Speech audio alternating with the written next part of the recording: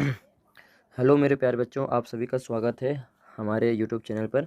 और आज मैं आपको एक बेसिक एक्चुअली कॉन्सेप्ट समझाना चाहता हूँ मेंस्ट्रुअल साइकिल के बारे में।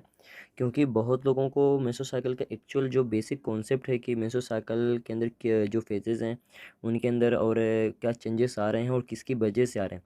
तो बच्चे क्या करते हैं कि मेंस्ट्रुअल साइकिल के फेजेस को याद कर लेते हैं और उसको रटकर एग्ज़ाम में लिखते हैं। बट यदि मैं बोलूँ कि मेंस्ट्रुअल साइकिल को हम बहुत ईजी तरीके से समझ सकते हैं और एक्चुअल उसके पीछे का रीज़न समझ सकते हैं कि मेंस्ट्रुअल साइकिल के अंदर कौन सी फेज़ में क्या चेंजेस और क्यों आ रहे हैं, तो बताइए कितना ईजी हो जाएगा हमारे लिए याद रखना। तो उसी कॉन्सेप्ट को मैं आपको समझाना चाहता हूँ, तो चलिए चालू करते हैं। या फिर आप समझ सकते हो इसी को कि इसी को हम क्या बोल सकते हैं, एंडोक्राइनोलॉजी ऑफ मेसोसाइकिल। क्यों? क्योंकि एक्चुअली में हम यहाँ पर यही देखने वाले हैं कि हमारा जो मेसोसाइकिल है उसके अंदर कहाँ से हार्मोन रेगुलेट करते हैं हमारे मेसोसाइकिल को। तो चलिए देखते हैं, स्टार्ट करते हैं। सबसे पहले आपको याद होगा कि हमारे पास एक सबसे बड़ा सेंटर है जो हमारी बॉडी के अंदर काफ़ी एक्टिविटीज़ को कंट्रोल करता है, जिसका नाम है क्या, हाइपोथैलेमस। ठीक है, क्या नाम है, हाइपोथैलेमस। ठीक है, चलिए।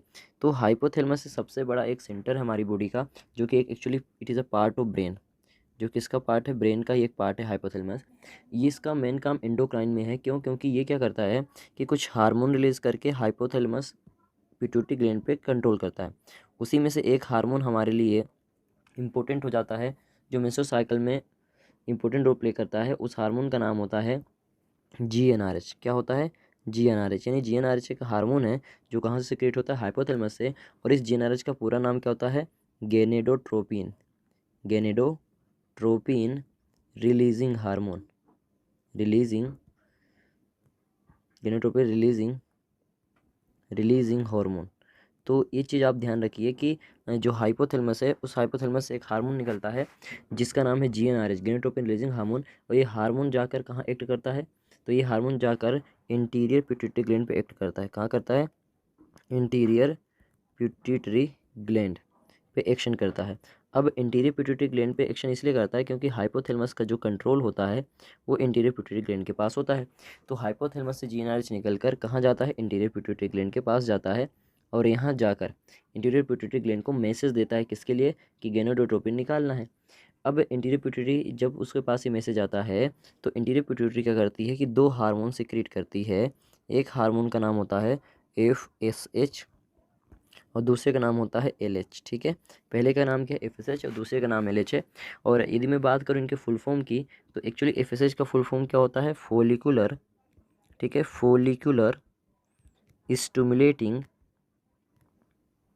हार्मोन। ठीक है, फोलिकुलर स्टिमुलेटिंग हार्मोन नाम होता है। ये फुल फॉर्म इसलिए पता होना चाहिए क्योंकि इसका जो फुल फॉर्म है उसी से इसके फंक्शन को हम इजीली समझ पाएंगे। इसी तरीके से जो LH है इसका नाम होता है, फुल फॉर्म होता है ल्यूटिनाइजिंग हार्मोन, ल्यूटिनाइजिंग हार्मोन। तो इस तरीके से हमने देखा कि हमारी पिट्यूटरी ग्लैंड दो हार्मोन निकालती है, एक है फोलिकुलर स्टिमुलेटिंग हार्मोन, दूसरा है luteinizing hormone. Follicular stimulating hormone और ल्यूटिनाइजिंग हार्मोन दोनों ही क्या होते हैं, गेनोट्रोपिन हार्मोन होते हैं, जो कि कहाँ से निकलते हैं, पिट्यूटरी ग्लैंड से निकलते हैं। ठीक है, चलिए। अब जो FSH है ये क्या करता है, तो एक्चुअली जो हमारा FSH हार्मोन है ये सिक्रीट होकर हमारे जाता है कहाँ पर, ओवरी पे। यानी जो फीमेल की ओवरी होती है वहाँ पर एक्ट करता है। कहाँ पर एक्ट करता है, ओवरी पे, जिसको हम हिंदी में क्या बोलते हैं, अंडाशय। क्या बोलते हैं, अंडाशय। तो ये महिला की ओवरी अंडाशय पे जाके काम करता है और वहाँ पर काम करके क्या करता है, एक्चुअली इस्ट्रोजन हार्मोन सिक्रीट करता है। क्या सिक्रीट करता है, इस्ट्रोजन हार्मोन का सिक्रीशन करवाता है। अब इस चीज़ को मैं आपको और डिटेल में अच्छे से समझाने वाला हूँ, बट आप थोड़ा सा ध्यान दीजिएगा कि मैंने क्या बोला अभी, कि फोलिकुलर स्टिमुलेटिंग हार्मोन कहाँ पे काम करता है, ओवरी पे काम करता है। और ओवरी पे काम करके इस्ट्रोजन का सिक्रीशन करवाता है। एक्चुअली बात आती है कि इस्ट्रोजन का सिक्रीशन कैसे करवाता है, तो सबसे पहले यहाँ ध्यान दीजिए कि जैसे फोलिकुलर हार्मोन ओवरी पे आता है तो ओवरी पे सबसे पहला काम इसका होता है फोलिकुलर जेनेसिस। क्या काम होता है, फोलिकुलर जेनेसिस। और इसका मतलब होता है कि फॉर्मेशन ऑफ फोलिकल करवाता है। क्या करवाता है, फॉर्मेशन ऑफ फोलिकल्स करवाएगा। ठीक है, और इस इवेंट के अंदर क्या क्या सम्मिलित है, तो आप थोड़ा सा ध्यान देंगे तो ईजी पड़ेगा आपको याद करना कि एक्चुअली ओवरी के अंदर एक फोलिकल होता है जिसका नाम होता है प्राइमोडियन फोलिकल। क्या होता है, प्राइमोडियन फोलिकल। और ये प्राइमोडियन जो फोलिकल होता है ये FSH के हार्मोन की प्रेजेंस में ग्रो करके प्राइमरी फोलिकल बना लेता है। क्या बना लेता है, प्राइमरी फोलिकल। और फिर ये प्राइमरी फोलिकल अगेन ग्रो करके सेकेंडरी फोलिकल में कन्वर्ट हो जाता है। और ये सेकेंडरी फोलिकल अगेन ग्रो करके टर्सरी फॉलिकल में कन्वर्ट होता है। और फाइनली ये ग्रो करते करते पहुंच जाता है किसके अंदर, मेच्योर ग्राफियन फॉलिकल के अंदर। किसमें पहुंच जाता है, मेच्योर ग्राफियन फॉलिकल के अंदर पहुंच जाता है।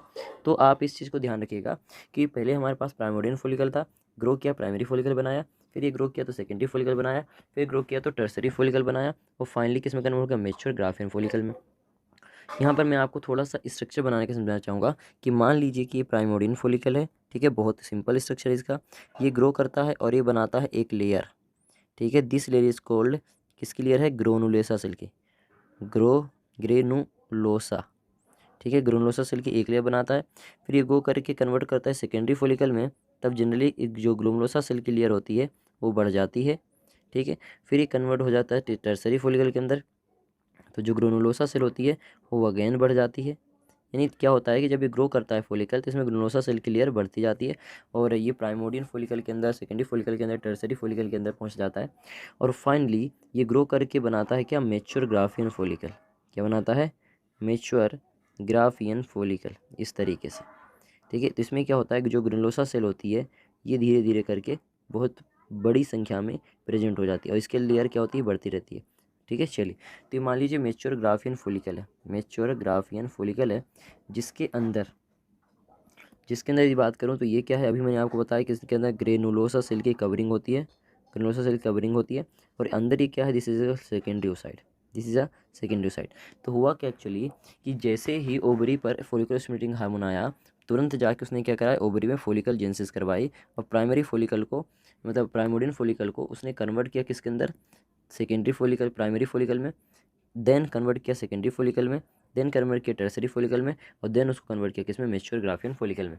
और ये इसमें क्या अलग नया चेंज है, तो एक्चुअली इसके अंदर जो सेकेंडरी साइट है वो पहले सेकेंडरी साइट के फॉर्म में नहीं रहता, वो रहता है किसके अंदर, ओगोनिया के फॉर्म में, फिर ग्रो करके प्राइमरी साइट, फिर सेकेंडरी साइट के अंदर कन्वर्ट होता है।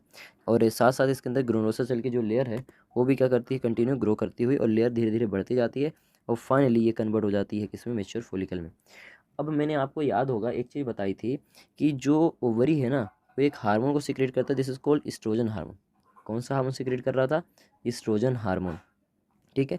ये oestrogen hormone actually ovary secrete नहीं करता है, ओवरी के अंदर जब फॉलिकुलर जेनेसिस चालू होती है और फॉलिकल्स बनते हैं, तो ये जो फॉलिकल है ना, ग्रो करता है तो कौन सी लेयर बनाता है, ग्रेनुलोसा सेल की लेयर बनाता है, और एक्चुअली यही ग्रेनुलोसा सेल जो हैं एस्ट्रोजन का सिक्रेशन करते हैं। क्या करते हैं, जो एस्ट्रोजन का सिक्रेशन करते हैं।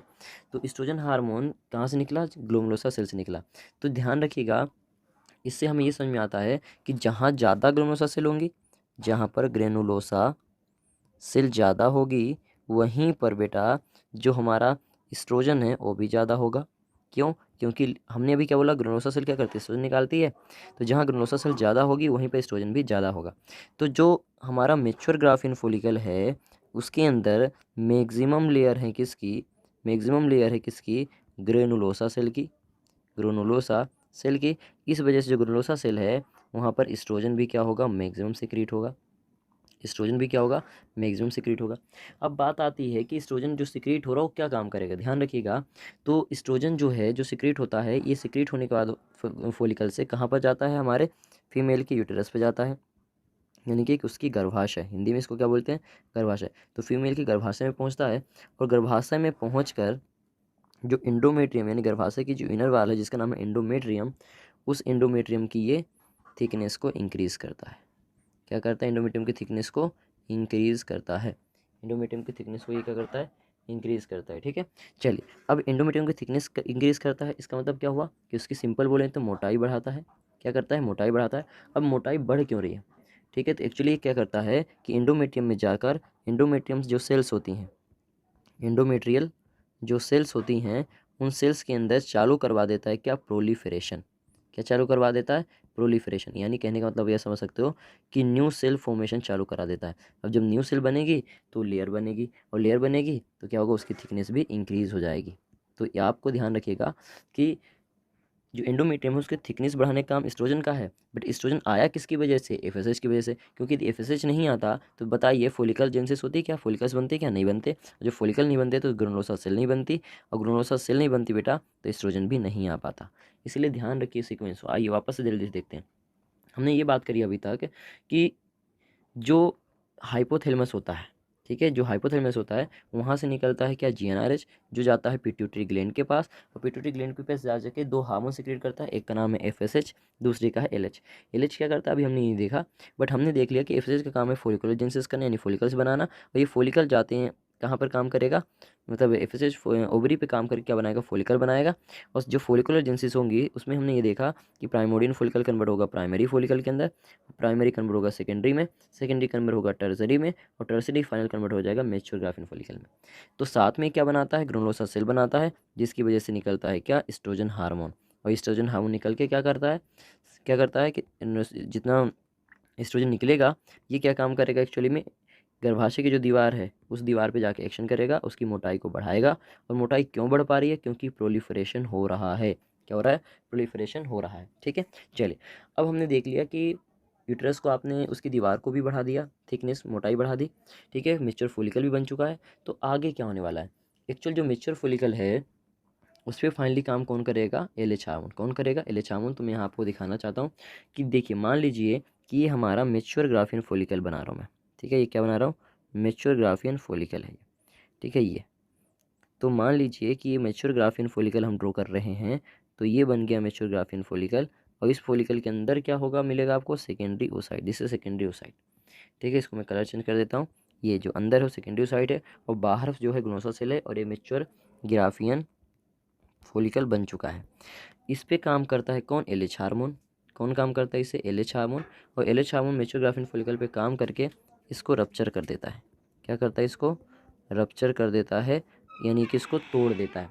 तो जैसे ये टूटता है तो स्ट्रक्चर कुछ इस तरीके से बन जाता है, ठीक है, जैसे टूटता है तो स्ट्रक्चर कुछ इस तरीके से कन्वर्ट हो जाता है, ठीक है। और ये जो स्ट्रक्चर बन रहा है इसका नाम बदल के हम क्या रख देते हैं, इसका नाम बदल के रख देते हैं कॉर्पस ल्यूटियम।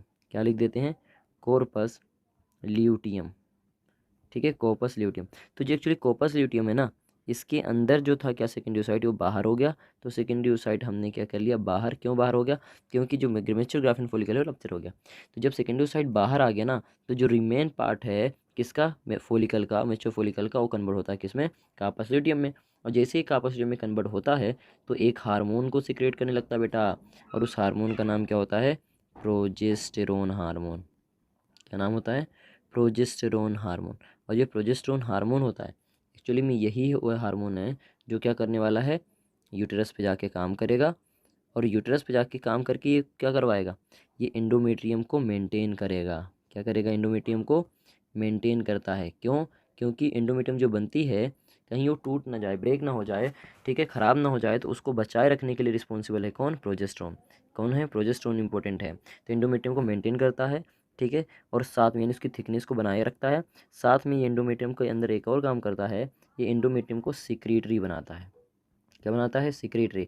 और सिक्रीटरी का मतलब है कि वहाँ पर जो ब्लड सप्लाई वगैरह होंगी उसको क्या करेगा, ये इंक्रीज़ कर देगा। क्या कर देगा, इंक्रीज़ कर देगा। तो इस तरीके से मैकेनिज्म होती है किसके अंदर, एंडोक्राइनोलॉजी की, किसमें, मेसोसाइकिल में। ध्यान रखना, अभी मैंने आपको मेसोसाइकिल नहीं पढ़ाया, मैं ये बता रहा हूँ कि जो हम फीमेल है उसकी बॉडी में मेसोसाइकिल के दौरान क्या चेंजेस आते हैं। तो मैंने आपको ये बताया कि जब फीमेल कोई एडल्ट होती है तो उसका हाइपोथैलेमस जेनरेस निकालता है, जो पिट्यूटरी ग्लैंड पे जाके एफएसएच निकालता है, और फिर एफएसएच ओवरी पे जाके फोलिकल्स बनवाता है, और फोलिकल्स की वजह से आता है एस्ट्रोजन। और वो एस्ट्रोजन क्या करता है, गर्भाशय को कहते हैं तैयार करता है किसके लिए, बेबी के लिए, इम्प्लांटेशन के लिए। तो क्या करेगा, उसका समझ लीजिए बिस्तर बनाएगा, यानी उसकी दीवार को मोटी करेगा, थिकनेस को इंक्रीज़ करेगा, ठीक है। जब थिकनेस इंक्रीज हो जाती है तो जो मेच्योर फोलिकल होता है उस पर कौन काम करता है, एलएच काम करता है। और फिर फाइनली एलएच उसको ब्रेक कर देता है। आप यहाँ देख लीजिए, हमने इसकी बात करी कि एलएच आया, एलएच आया ने इसको तोड़ा, और जैसे ही इसको रप्चर किया सेकेंडरी साइड हो गया बाहर, बच्चा वो भाग के बच्चा कार्पस ल्यूटियम। और जो कार्पस ल्यूटियम है ये प्रोजेस्टेरोन हार्मोन निकालता है, जो कि यूट्रस में जाके एंडोमेट्रियम को तोड़ने से बचाएगा। क्यों, क्योंकि हमने इसी को इसलिए बनाया है ताकि यहाँ पर इम्प्लांटेशन हो सके और बेबी यहाँ पर डेवलप हो सके। तो यदि टूट जाएगा तो फिर पॉसिबल नहीं है। इस वजह से नेचर ने क्या किया, प्रोजेस्टेरोन हार्मोन बनाया, उस हार्मोन से एंडोमेट्रियम को क्या किया, बचा कर रखा। लेकिन एक चीज़ ध्यान रखिएगा, एंडोमेट्रियम भी हमेशा नहीं होती। एंडोमेट्रियम जो, सॉरी मैं गलत बोले, जो कॉर्पस ल्यूटियम है बेटा, ये हमेशा नहीं रहेगा, ठीक है, हमेशा नहीं रहता। क्या होता है, एक समय के बाद ही क्या हो जाता है, डीजनरेट हो जाती है। क्या हो जाती है, डीजनरेट हो जाती है, यानी कि ख़त्म हो जाती है। और जब ये ख़त्म होगी तो आपको समझ में आता है कि जो प्रोजेस्टेरोन है वो भी ख़त्म हो जाएगा, यानी प्रोजेस्टेरोन का लेवल जो है वो कम हो जाएगा, और प्रोजेस्टेरोन का लेवल कम हुआ तो एंडोमेट्रियम ब्रेक हो जाएगी। एंडोमेट्रियम क्या हो जाएगी? ब्रेक है। उसका रीज़न क्या है? यानी टूट जाएगी। क्यों टूट जाएगी? क्योंकि उसको मेंटेन तो प्रोजेस्टेरोन कर रहा था ना, प्रोजेस्टेरोन ही कम हो गया तो मेंटेन करने वाला कोई ना रहा, तो एंडोमेट्रियम क्या हो गया बेटा? ब्रेक हो गया। जब एंडोमेट्रियम ब्रेक हो जाती है यानी कि प्रोजेस्टेरोन कम हो जाता है, यही एंडोमेट्रियम मेंस्ट्रुअल ब्लड के रूप में, मेंस्ट्रुअल मेंस्ट्रुअल फ्लो के रूप में विजाइना से आउट होता है। क्या होता है? विजाइना से आउट होता है, और जिसको हम क्या कहते हैं? मेंसेस कहते हैं। क्या कहते हैं? मेंसेस, यानी या फिर जिसको हम पीरियड्स कहते हैं फीमेल में, ठीक है, या पीरियड या मेंसेस कहते हैं। तो जो पीरियड और मेंसेस आने का मेन रीज़न है वो हमें समझ में आया कि उसका रीज़न क्या है? प्रोजेस्टेरोन की कमी। क्या समझ में आया? प्रोजेस्टेरोन की कमी, क्योंकि प्रोजेस्टेरोन कम हुआ तभी तो एंडोमेट्रियम ब्रेक हुआ, एंडोमेट्रियम ब्रेक हुआ तो मेंस्ट्रुअल फ्लो आया, और मेंस्ट्रुअल फ्लो आया तो विजाइना के थ्रू आउट हुआ ब्लड, और उसी को हमने क्या बोल दिया? पीरियड। तो ये पूरी एंडोक्राइनोलॉजी या मैकेनिज्म है किसकी? मेंस्ट्रुअल साइकिल की। चलिए नेक्स्ट क्लास में मेंस्ट्रुअल साइकिल पे डिटेल पे चर्चा करेंगे। आज मैं सिर्फ इसका कुछ बेसिक इंट्रोडक्शन बताना चाह रहा था जो मैंने कंप्लीट किया। ओके, चलिए तो यहाँ पर हम ख़त्म करते हैं। यदि आपको ये छोटे छोटे कॉन्सेप्ट अच्छे लगते हैं या समझ में आते हैं, और आप चाहते हैं कि ऐसे कॉन्सेप्ट आप और चीज़ों को पढ़ें समझें, तो मेरे चैनल को सब्सक्राइब कर लें। साथ ही वीडियो अच्छी लग रही तो इसे लाइक और शेयर करें दोस्तों के साथ, ताकि ज़्यादा से ज़्यादा लोगों को इन्फॉर्मेशन मिल सके। ठीक है, चलिए धन्यवाद।